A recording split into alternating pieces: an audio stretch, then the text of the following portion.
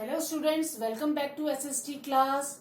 Today we are continuing the same chapter of history, lesson 2 from trade to territory. How did East India Company came as a trader and slowly they started expanding their territory or annexing Indian territory. All these things were done due to the weaknesses of our rulers or liberty given by our rulers to the East India Company by giving them freedom to do trade duty free, and there were some traitors who supported East India Company. Clear? Now today's topic is the claim to paramountcy. When we talk about paramountcy, the meaning of paramountcy is supreme authority or supreme power. How do East India Company became the supreme power? First, under Lord Hastings who was Governor General of India from 1813 to 1823, and he made the new policy of paramountcy was initiated.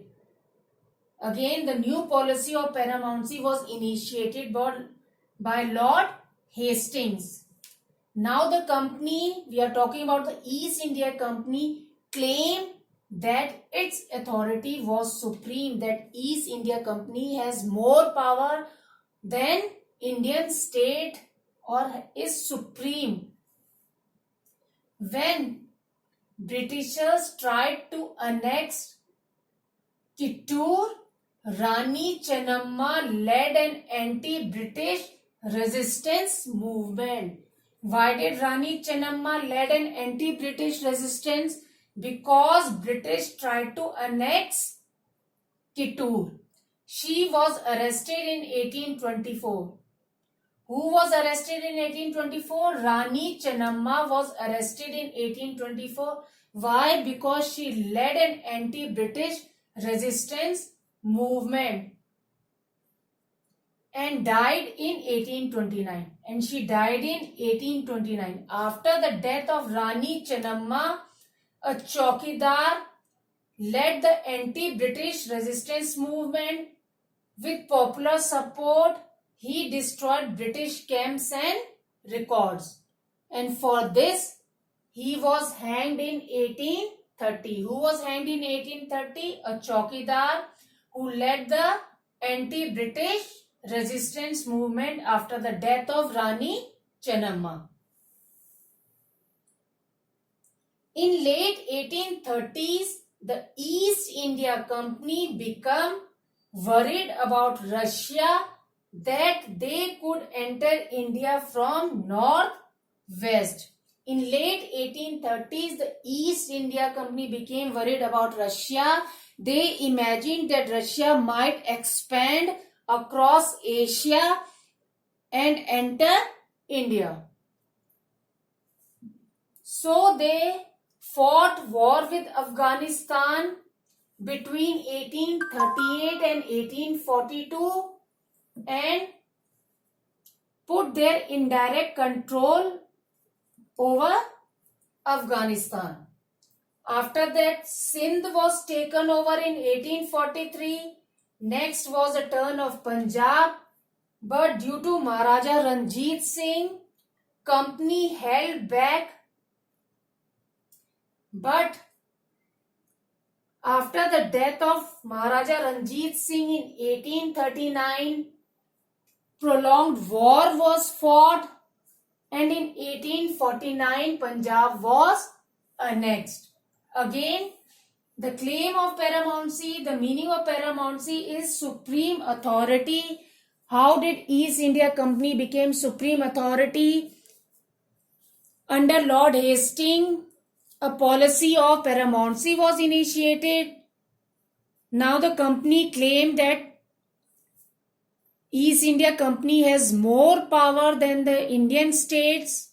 Rani Chennamma led an anti-British resistance movement. After her death in 1829, a Chaukidar with popular support destroyed British camps and records. For it, He was hanged in 1830. Then in 1830s, the East India Company became worried about Russia, that they could enter India from northwest. They fought war with Afghanistan. Sindh was taken over in 1843. Next was turn of Punjab, but Maharaja Ranjit Singh held back the company. After death of Maharaja Ranjit Singh in 1839, prolonged war was fought, but last in 1849 Punjab was annexed. Our next topic is the doctrine of lapse.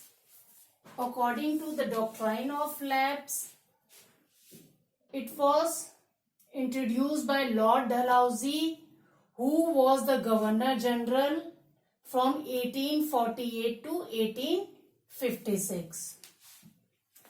Who devised the policy? Lord Dalhousie, who was the Governor General from 1848 to 1856. He devised a policy known as Doctrine of Lapse. Now, what was this Doctrine of Lapse? According to this policy, if any Indian ruler died without a male heir, his kingdom will lapse or will become part of East India Company. Again, what was Doctrine of Lapse or policy of Doctrine of Lapse, which was devised by Lord Dalhousie, who was Governor General from 1848 to 1856. According to this policy, if any Indian ruler died without a male heir, his kingdom or territory will become the part of the East India Company. So, through this policy, East India Company annexed many Indian territories like Satara in 1848, Sambalpur in 1850, Udaipur in 1852, Nagpur in 1853 and Jhansi in 1854 through the policy of Doctrine of Lapse. Finally, in 1856, took over Awadh. And how did they took over Awadh? By telling that to free people from the misgovernment of Nawab. The Nawab was deposed.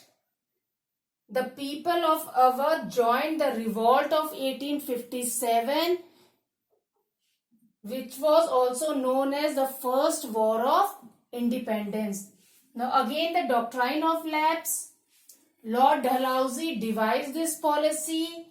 What was Doctrine of Lapse? According to this policy, if any Indian ruler died without a male heir, his kingdom will be part of East India Company. So, through this policy, East India Company annexed Satara, Sambalpur, Udaipur, Nagpur and Jhansi. Finally, in 1856, they took over Awadh to free people from the misgovernment of Nawab, and Nawab was deposed. The people of Awadh joined the revolt of 1857.